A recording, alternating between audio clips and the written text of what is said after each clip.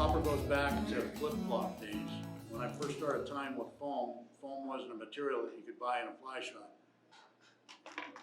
We didn't actually get foam into our fly shop until there was a local guy, I think his name was Wayne Wright. He went down to the hobby store and found foam for the first time. Orvis was one of the first producers of foam. And actually, it came from overseas to begin with, from a company in England, as far as the fly tying material goes. But when we first started tying foam flies, we were cutting up flip-flops that we found in the back eddies up on the green. And they were actually pretty cool at the time because they were coming from Hawaii and they had layers of different colors, and they were like an inch thick. So there'd be gray, green, red, blue, rainbow, whatever. And then you'd find the black ones as well. So it actually became really nice when we were able to start buying foam. Well, this guy, this local guy from Utah, was the first to do it. He found this foam in sheets, and I think they were in like 3 feet by 3 feet sheets of foam. And he'd buy the sheet in all these different colors, and glue them together. And if you've ever seen the club sandwich, that's 3 colors of foam glued together. Well, he dyed all kinds of different foam together in 2 different colors. So I don't know if you can see the separation there, but there's kind of a yellow color and a tan color. And then he cut them in strips. And so you'd buy a bag of these, and they just got pre-cut, and orange and black became my 2-tone foam stone. The yellow and tan became my 2-tone foam hopper.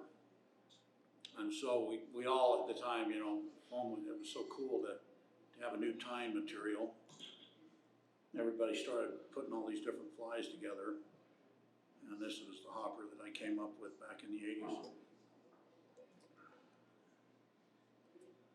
I don't know why a hopper has to have a red tail, because they don't have red tails. But I put a little tag, just a little tag of red on the tail. Then I take this 2-tone foam and put it right on top.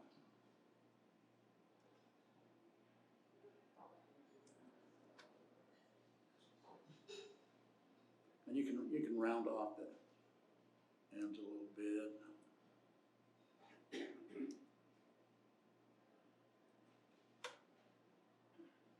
it right on top. And then you just take a really firm securing wrap as you're pinching that down over the hook. This good advice really comes in handy right now. Then you take a hackle, and this is dyed red grizzly. And I'm not too concerned about tag ends or anything now. I'm just going to tie that right on top. I'm going to pull the foam back, come forward a few turns, pinch the foam back down over, a couple firm wraps, forward, pinch the foam down, firm wraps,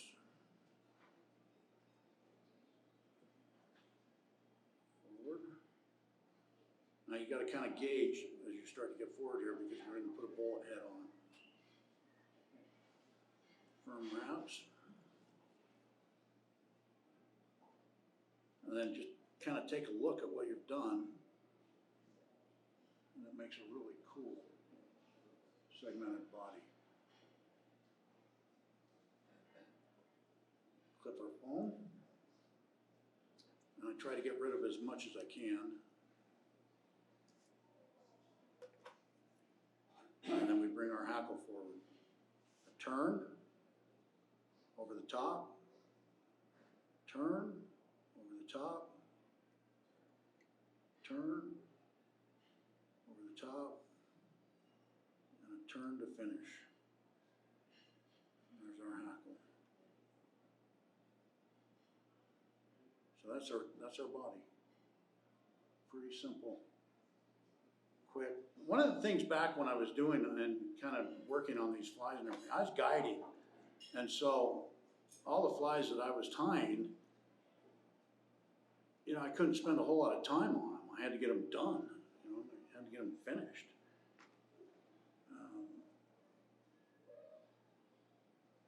So you see a lot of the moves that I make are to speed things up a little bit and make it easier. Okay, so the wing is a pheasant feather that's been treated.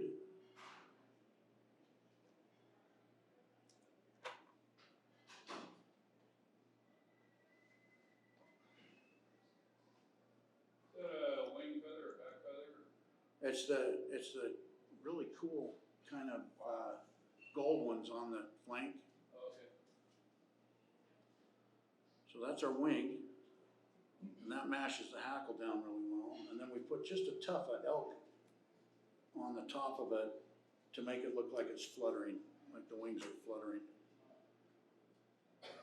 Really don't need the elk to help it float. It's mainly just to give it the illusion that the poor little hopper's struggling on the surface.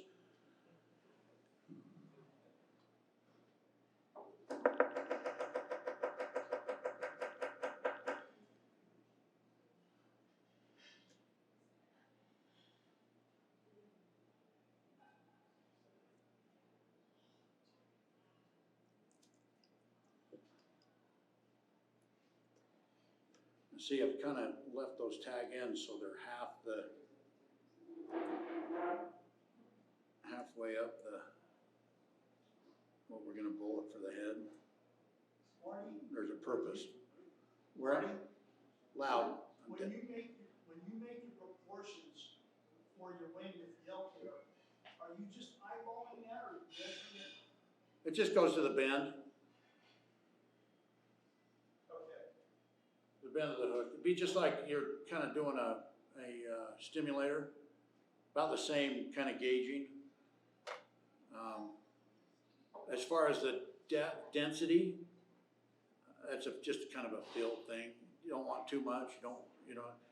It's a little easier to add more if you want to add a little bit more, but if you put a whole bunch on there, it kind of defeats the purpose as far as keeping this underbody symmetrical for the head. Okay, and then the legs, the kickers, are just pheasant tied in a knot. Look like a kicker.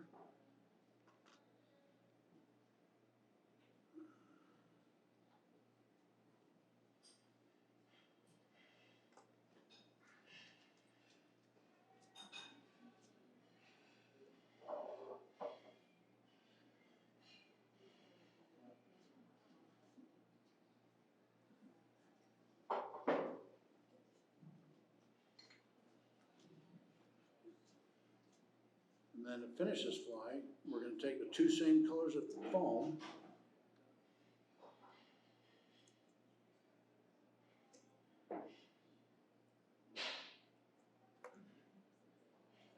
and I learned that it was just as easy to take his two-tone and split it to get my two colors. And then instead of tying them all the way back, I tie them in that void that was created by the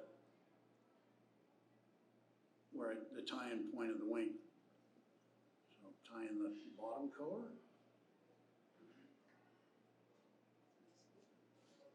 And the top color.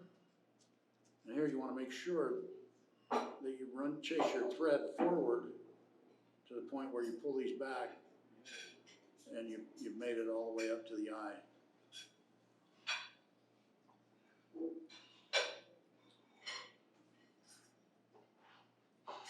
And And then just finish lashing down the tag ends.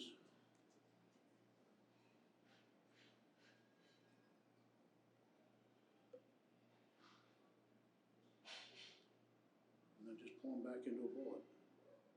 It's kind of fun, the transition from using deer hair for the bullet head to foam. It's like, oh, wow, that's awesome. It's so much easier and so much more durable. And there's your little bullet head.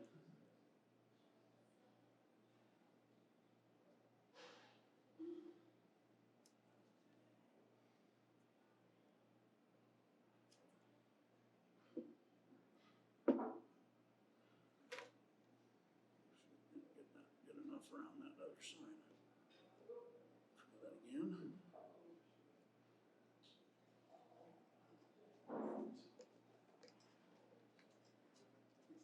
Close enough. All right, and then just a couple. This is one of the coolest things that ever happened was going from a square white rubber leg to black rubber legs to round rubber legs to colored rubber legs to tires nowadays just have no idea what like. It was like how we had to walk to school uphill both ways. So if you watch, Buddy Knight showed me this, but you just wrap your rubber around the thread and then just guide it into position. And I used to, it just depends on the size that I'm tying. I tie these really small, and this is probably as big as I go right here. But on the smaller ones, I'll take some egg yarn, bright, like chartreuse egg yarn, and just put a dot on the top of it so you can see it, a little cider. Whip finish. And the president can now go over the club material. Dave?